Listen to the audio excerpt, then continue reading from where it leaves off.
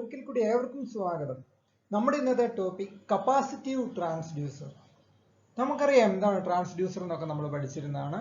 ഒരു form of energy മറ്റൊരു ഫോമിലേക്ക് മാറ്റുന്ന ഡിവൈസ് ആണ് ട്രാൻസ്ഡ്യൂസർ. അപ്പോൾ ഇവിടുത്തെ ഈ കേസിൽ കപ്പാസിറ്റീവ് ട്രാൻസ്ഡ്യൂസർ എന്താ ചെയ്യുന്നത് എന്ന് ചോദിച്ചിട്ടുണ്ടെങ്കിൽ, ഒരു ഫോം ഓഫ് എനർജിയെ അല്ലെങ്കിൽ ഒരു സിഗ്നലിനെ അത് കറസ്പോണ്ടിങ് ആയിട്ടുള്ള ഒരു കപ്പാസിറ്റീവ് ചേഞ്ച് ആയിട്ട് മാറ്റുകയാണ് ചെയ്യുന്നത്. എന്ന് വെച്ചിട്ടുണ്ടെങ്കിൽ നമ്മുടെ മെഷറിംഗ് സിഗ്നൽ ആയിട്ടുള്ളത് എന്ന് പറഞ്ഞിട്ടുണ്ടല്ലോ, പ്രഷർ ആവാം, ഡിസ്പ്ലേസ്മെന്റ് ആവാം, അല്ലെ മറ്റെന്തെങ്കിലുമൊക്കെ ഒരു ഫിസിക്കൽ ക്വാണ്ടിറ്റി ആയിക്കോട്ടെ, അതിന് കറസ്പോണ്ടിങ് ആയിട്ടുള്ള ഒരു കപ്പാസിറ്റൻസ് ചേഞ്ച് ആയിരിക്കും കപ്പാസിറ്റീവ് ട്രാൻസ്ഡ്യൂസർ ചെയ്യുക. അതുപോലെ ഒരു കാര്യം കൂടെ, നിങ്ങൾ ഈ ഒരു ടോപ്പിക്ക് പഠിക്കുമ്പോൾ ഇതിനകത്ത് നിങ്ങൾ കാര്യമായിട്ട് നിങ്ങൾ കാണാതെ പഠിക്കാനൊന്നുമില്ല. ഒന്ന് രണ്ട് ഇക്വേഷൻസ് പണ്ട് നിങ്ങൾ പഠിച്ചിരുന്നതൊന്ന് റീകളക്ട് ചെയ്തെടുത്താൽ മതിയാവും. അപ്പം നമ്മൾ പണ്ട് പഠിച്ചിരുന്ന ഒരു ഇക്വേഷൻ ആണ്, അല്ലെങ്കിൽ നിങ്ങൾ പ്ലസ് ടുവിനൊക്കെ പഠിച്ചിട്ടുള്ള ഒരു ഇക്വേഷൻ ആണ് എന്ത്, capacitance C is equal to epsilon A by D. ഇതെന്ന് പറഞ്ഞു കഴിഞ്ഞിട്ടുണ്ടെങ്കിൽ ഒരു പാരലൽ പ്ലേറ്റ് കപ്പാസിറ്ററിന്റെ കപ്പാസിറ്റൻസിന്റെ ഇക്വേഷൻ ആണ് ഈ പറഞ്ഞിരിക്കുന്നത്. അപ്പൊ നമുക്കറിയണ്ടേ എന്താണ് ഒരു പാരലൽ പ്ലേറ്റ് കപ്പാസിറ്റർ, അല്ലാതെ എങ്ങനെയാണെന്നുള്ളത്. ഒരു പാരലൽ പ്ലേറ്റ് കപ്പാസിറ്ററിന്റെ ക്രോസ് സെക്ഷണൽ വ്യൂ ആണ് ഈ കാണിച്ചിരിക്കുന്നത്. അപ്പം ഇവിടെ എന്ന് പറഞ്ഞു കഴിഞ്ഞിട്ടുണ്ടെങ്കിൽ പാരലായിട്ട്, പേര് പോലെ തന്നെ പാരലായിട്ട് രണ്ട് കണ്ടക്റ്റീവ് പ്ലേറ്റ്സ് ഉണ്ടായിരിക്കും. അപ്പൊ പ്ലേറ്റ് എന്ന് പറഞ്ഞാൽ നമ്മൾ ഭക്ഷണം കഴിക്കുന്ന പ്ലേറ്റ് അങ്ങനെയല്ല കേട്ടോ. ഇവിടെ എന്ന് പറഞ്ഞു കഴിഞ്ഞിട്ടുണ്ടെങ്കിൽ മെറ്റൽ ഷീറ്റ് ആണ് ഉദ്ദേശിക്കുന്നത്, പ്ലേറ്റ് എന്ന് പറഞ്ഞിട്ടുണ്ടെങ്കിൽ ഉദ്ദേശിക്കുക. അപ്പോൾ ഈ ഒരു കേസിൽ കണ്ടക്റ്റീവ് ആയിട്ടുള്ള രണ്ട് പ്ലേറ്റ്സ് ഉണ്ടാവും, അത് പാരലായിട്ട് വയ്ക്കുന്നു. എന്നിട്ട് അതിന്റെ ഇടയിൽ ഒരു ഡൈലക്ട്രിക് മെറ്റീരിയൽ കൂടെ കൊടുക്കുന്നു.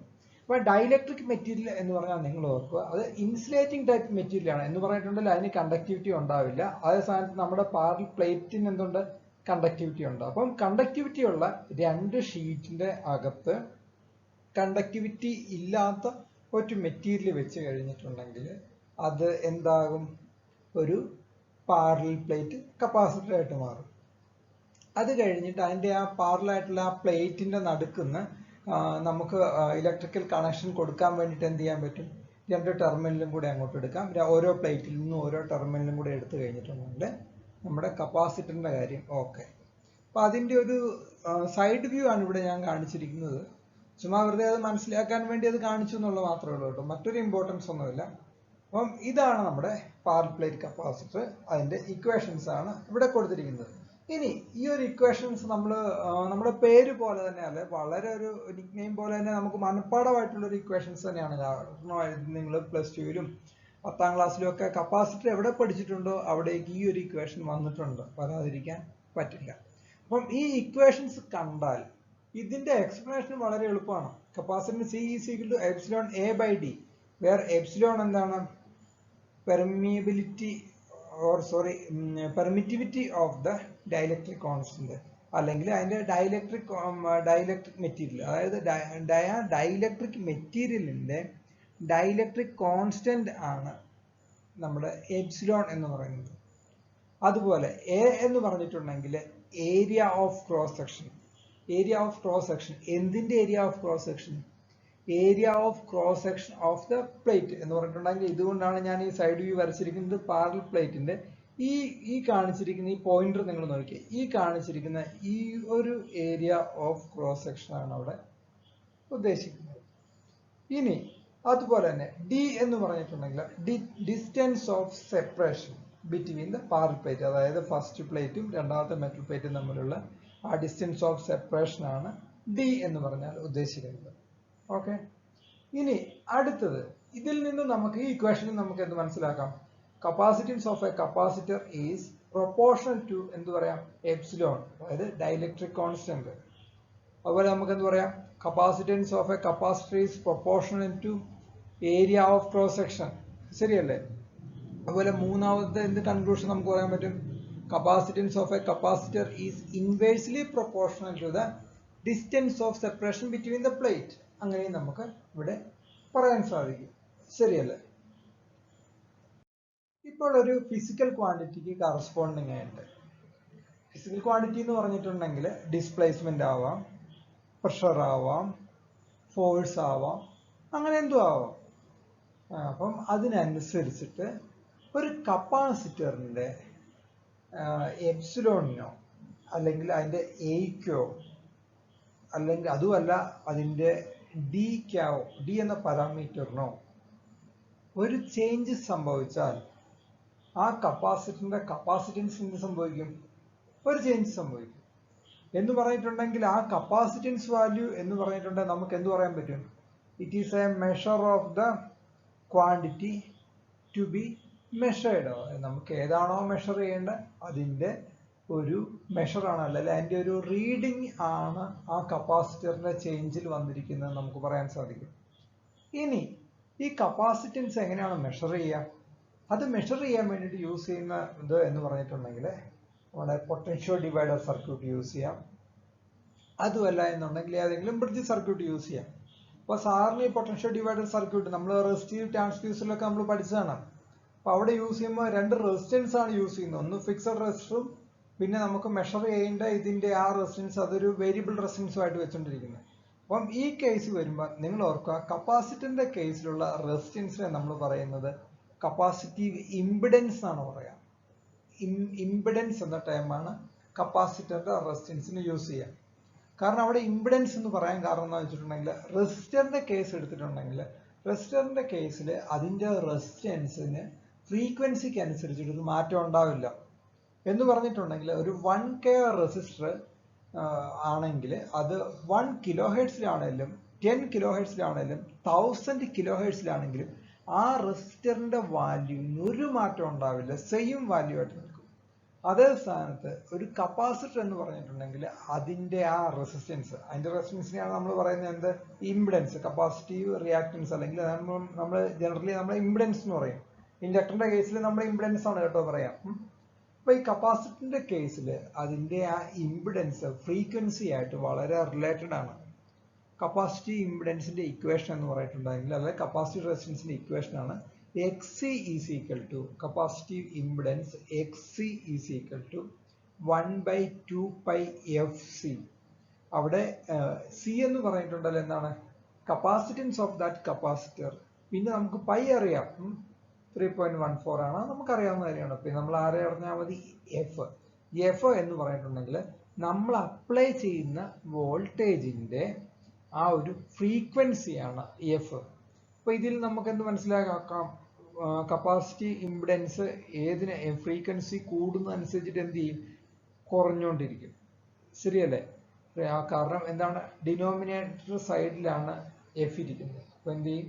ആ വാല്യൂ കൂടുന്നതനുസരിച്ചിട്ട് കപ്പാസിറ്റീവ് ഇമ്പിഡൻസ് കുറഞ്ഞുകൊണ്ടിരിക്കും.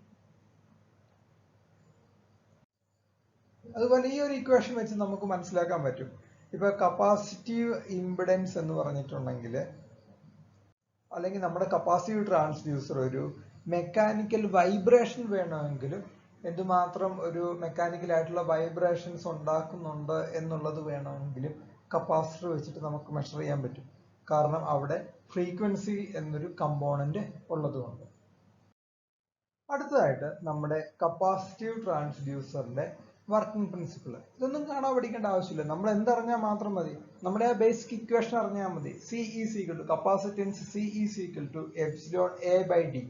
ശരിയല്ലേ? അപ്പം എപ്സിലോണും എയ്ക്കും ഡിക്കും ഉള്ള ചേഞ്ച് അനുസരിച്ചിട്ട് എന്ത് ചെയ്യും? സിക്ക് വേരിയേഷൻ വരും. അങ്ങനെയെങ്കിൽ ഇതിന്റെ ഫസ്റ്റ് പ്രിൻസിപ്പിൾ എന്ന് പറഞ്ഞിട്ടുണ്ടെങ്കിൽ എന്താണ്? Change in capacitance because of change in distance between the plate. അതായത് ഈ ഡിക്ക് ചേഞ്ച് ഉണ്ടാകുന്നതിനനുസരിച്ചിട്ട് എന്ത് ചെയ്യുന്നു? കപ്പാസിറ്റർ ഉണ്ടാകാവുന്ന മാറ്റം. ഇനി അടുത്ത രണ്ടാമത്തേത് എന്ന് പറഞ്ഞു കഴിഞ്ഞിട്ടുണ്ടെങ്കിൽ change in capacitance because of change in dielectric constant.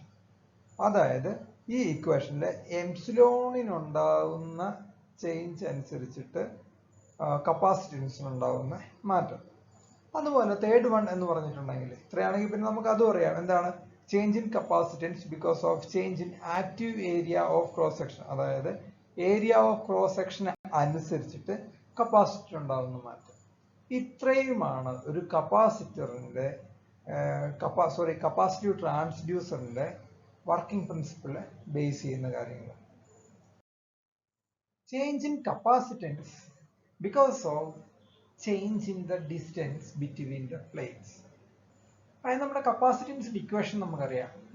അതനുസരിച്ചിട്ട് കപ്പാസിറ്റൻസ് എന്ന് പറഞ്ഞിട്ടുണ്ടെങ്കിൽ അതിന്റെ പ്ലേറ്റുകൾ തമ്മിലുള്ള ഡിസ്റ്റൻസിന് ഇൻവേഴ്സ്ലി പ്രൊപ്പോർഷണൽ ആയിരിക്കും. അങ്ങനെയാണല്ലോ പിടിച്ചേക്കുന്നത്. എന്ന് പറഞ്ഞിട്ടുണ്ടെങ്കിൽ ഈ പാരലൽ പ്ലേറ്റിന്റെ ഇതാണ് ഡിസ്റ്റൻസ് ആണ് ഈ ഡി കാണിച്ചിരിക്കുന്നത്. ഈ ഡി കൂടുന്നതനുസരിച്ചിട്ട് എന്ത് ചെയ്യും? കപ്പാസിറ്റൻസ് കുറഞ്ഞുകൊണ്ടിരിക്കും. അതായത് ഈ ഡിസ്റ്റൻസ് ഓഫ് സെപ്പറേഷൻ ഇങ്ങോട്ട് അടുക്കുന്നതനുസരിച്ചിട്ട്, അതായത് ഡിയുടെ ആ ലെന്ത് കുറയുന്നതനുസരിച്ചിട്ട് കപ്പാസിറ്റൻസ് കൂടിക്കൊണ്ടിരിക്കും. ഇനി ഈ ഒരു കേസിൽ എങ്ങനെയാണ് മെഷർമെന്റ് പോസിബിൾ ആകുന്നത്, അല്ലെങ്കിൽ അതിന്റെ കൺസ്ട്രക്ഷൻ എങ്ങനെയാണെന്ന് നോക്കാം. അപ്പൊ ഇവിടുത്തെ ഒരു കേസിൽ എന്ത് ചെയ്തിട്ടുണ്ടെങ്കിൽ നമുക്കറിയാം ഒരു കപ്പാസിറ്ററിന് 2 പ്ലേറ്റാണ് ഉള്ളത്, മെറ്റാലിക് പ്ലേറ്റ് ആണുള്ളത്. അപ്പൊ അതിനകത്ത് ഈ ഒരു കേസിൽ ഒരു പ്ലേറ്റിനെ നമ്മൾ ഫിക്സ്ഡ് ആക്കി നിർത്തും എന്ന് പറഞ്ഞിട്ടുണ്ടല്ലോ. ആണെങ്കിൽ ആ നേരെ അവിടുത്തെ അതേപടി നിൽക്കുന്ന പോലെ ഒരു പ്ലേറ്റ് ഉണ്ടാക്കി നിർത്തും. അത് കഴിഞ്ഞിട്ട് രണ്ടാമത്തെ പ്ലേറ്റ് ഒരു മൂവബിൾ പ്ലേറ്റ് ആക്കും എന്ന് പറഞ്ഞിട്ടുണ്ടല്ലോ. അത് നമുക്ക് വേണമെങ്കിൽ എന്ത് ചെയ്യാം, അല്ലെങ്കിൽ നമ്മുടെ ഫിസിക്കൽ ക്വാണ്ടിറ്റി നമ്മൾ എന്താണോ മെഷർ ചെയ്യേണ്ടത് അതിന്റെ ക്വാണ്ടിറ്റിക്ക് അനുസരിച്ചിട്ട് അത് മൂവ് ചെയ്യിക്കാൻ പറ്റുമെന്നുണ്ട്. അതുപോലെ ഇതിന്റെ ഇടയിലുള്ള ഡൈഇലക്ട്രിക് മിക്കവാറും ഈ ഒരു കേസിൽ യൂസ് ചെയ്യുന്നത് എയർ ആണ്. അതായത് ഈ ഒരു കാണിച്ചിരിക്കുന്ന ഏരിയയിൽ എന്തായിരിക്കും? എയർ ആയിരിക്കും ഉണ്ടാകുക. അപ്പൊ അങ്ങനെയെങ്കിൽ ഇപ്പം ഒരു ഫോഴ്സ് കൊടുക്കുകയാണ്, അല്ലെങ്കിൽ ഒരു പ്രഷർ വരുമ്പോൾ ആ ഡിസ്പ്ലേസ്മെന്റിന്റെ ഡയറക്ഷൻ ഇങ്ങനെയാണ് കാണിച്ചിരിക്കുന്നത്. അപ്പൊ ഈ ഡയറക്ഷൻ ആയതുകൊണ്ട് എന്ത് ചെയ്യും? ഇങ്ങോട്ടാണ് പ്രഷർ വരുന്നത് എന്നുണ്ടെങ്കിൽ എന്ത് സംഭവിക്കും? ഈ ഫിക്സഡ് പ്ലേറ്റിന്റെ നേരെയാണ് പ്രഷർ വരുന്നത് എന്നുണ്ടെങ്കിൽ എന്ത് ചെയ്യും? ഡിസ്റ്റൻസ് കുറയും. അപ്പൊ ഡിസ്റ്റൻസ് കുറയുമ്പോൾ എന്ത് സംഭവിക്കും? കപ്പാസിറ്റൻസ് കൂടും. ഇനി അങ്ങനെയല്ല, ഇതിന്റെ മൂവ്മെന്റ് നേരെ ഓപ്പോസിറ്റ് ഡയറക്ഷനാണ് എന്നിരിക്കട്ടെ.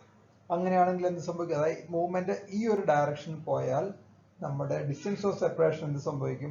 ഡിസ്റ്റൻസ് ഓഫ് സെപ്പറേഷൻ കൂടും. ഡിസ്റ്റൻസ് ഓഫ് സെപ്പറേഷൻ കൂടി കഴിഞ്ഞ് കഴിഞ്ഞിട്ടുണ്ടെങ്കിൽ കപ്പാസിറ്റൻസ് കുറയുകയും ചെയ്യും. അപ്പം ഇതാണ് ഈ ഒരു കേസിൽ യൂസ് ചെയ്യാൻ. അടുത്തതായിട്ട് ഒരു പാരലൽ പ്ലേറ്റിന്റെ ഡിസ്റ്റൻസ് വേഴ്സസ് കപ്പാസിറ്റൻസ് കർവ് നമുക്ക് നോക്കാം. നമുക്ക് ഒരു parallel plate capacitance C is equal to epsilon A by D എന്നുള്ളത് അറിയാവുന്ന കാര്യമാണ്. അപ്പം ഇപ്പൊ നമുക്ക് ഈ ഇക്വേഷൻ അനുസരിച്ചിട്ട് എന്താണ്? ഡിസ്റ്റൻസ് കൂടുന്നതനുസരിച്ചിട്ട് C കുറയും. ഇതാണ് പാരലൽ പ്ലേറ്റ് കപ്പാസിറ്റർ. ഇതാണ് ഡിസ്പ്ലേസ്മെന്റിന്റെ ഡയറക്ഷൻ.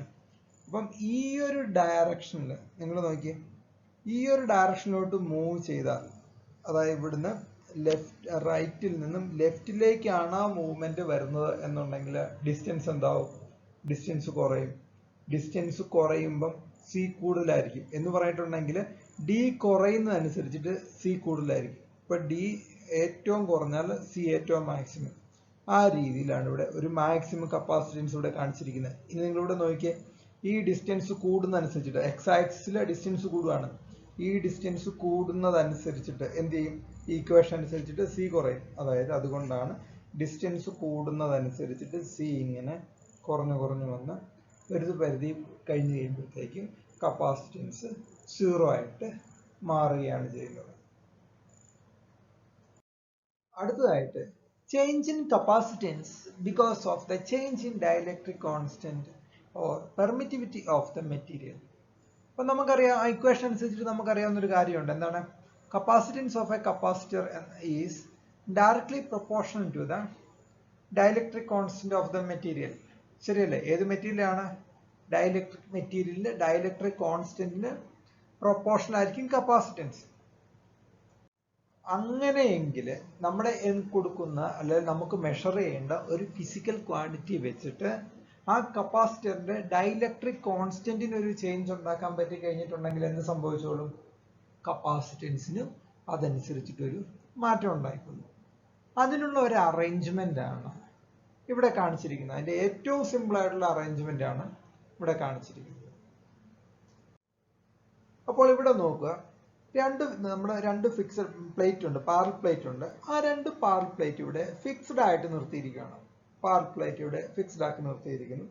അത് കഴിഞ്ഞിട്ട് നമ്മുടെ ഈ ഡൈഇലക്ട്രിക് മെറ്റീരിയൽ ഇത് ഒരു മൂവബിൾ ആയിട്ടുള്ള ഡൈഇലക്ട്രിക് മെറ്റീരിയൽ ആണ് എന്ന് പറഞ്ഞിട്ടുണ്ടെങ്കിൽ ഇവിടെ ഒരു ആം കൊടുത്തിട്ടുണ്ട്. അപ്പം ഈ ആമിൽ നമ്മൾ കൊടുക്കുന്ന, ഈ ഡയറക്ഷനിൽ കൊടുക്കുന്ന ആ ഫോഴ്സ് അനുസരിച്ചിട്ട് ഈ ഡൈഇലക്ട്രിക് മെറ്റീരിയൽ എങ്ങോട്ട് മൂവ് ചെയ്യും? ഈ ഡയറക്ഷനിൽ മൂവ് ചെയ്യും. അതുപോലെ ഇവിടെ ഒരു വേക്കന്റ് പൊസിഷൻ കിടപ്പുണ്ട്. അപ്പൊ ആ വേക്കന്റ് പൊസിഷനിൽ എയർ ഉണ്ടാവും. അപ്പൊ നമുക്ക് എന്ത് പറയാം, എയർ എന്ന് പറഞ്ഞിട്ടുണ്ടെങ്കിൽ നമ്മുടെ രണ്ടാമത്തെ ഡൈഇലക്ട്രിക് മെറ്റീരിയൽ ആണെന്ന് നമുക്ക് പറയാം.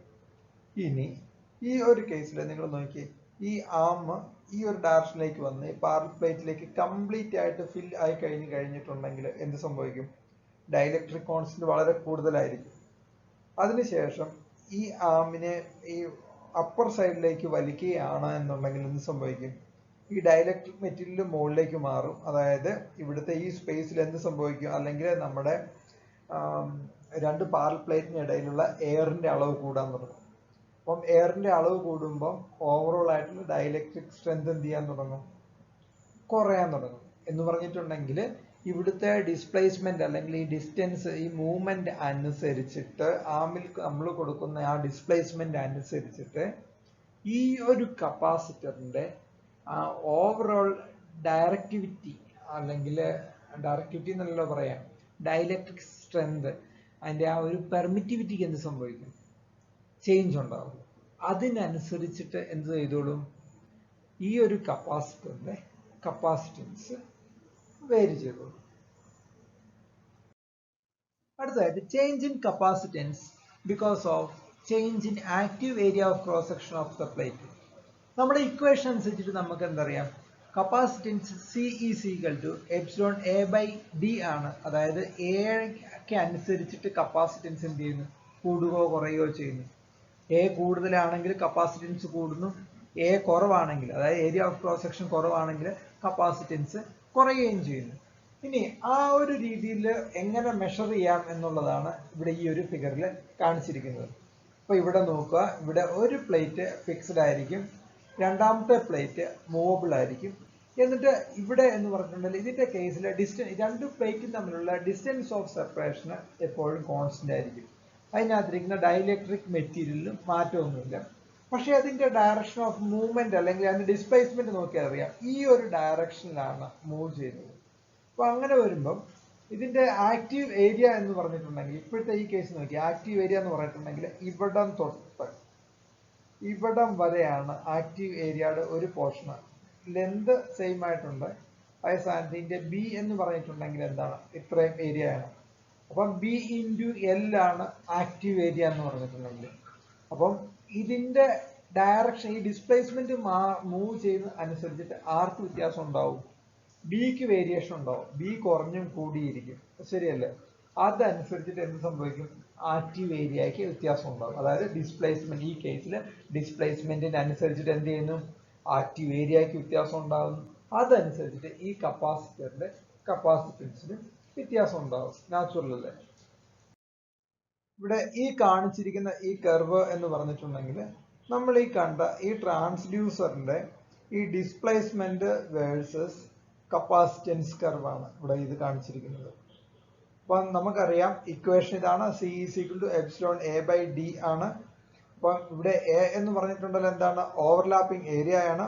അപ്പൊ ഓവർലാപ്പിംഗ് ഏരിയ എന്ന് പറഞ്ഞിട്ടുണ്ടെങ്കിൽ ഇവിടുന്ന് ഇങ്ങനെ വന്ന് ഇവിടം തൊട്ടിട്ട് ഇവിടുന്ന് ഇവിടം വരെയുള്ള ഈ ഒരു ഏരിയ ആണ് ഓവർലാപ്പിംഗ് ഏരിയ. ബാക്കി ഏരിയ ഓവർലാപ്പിംഗ് അല്ല.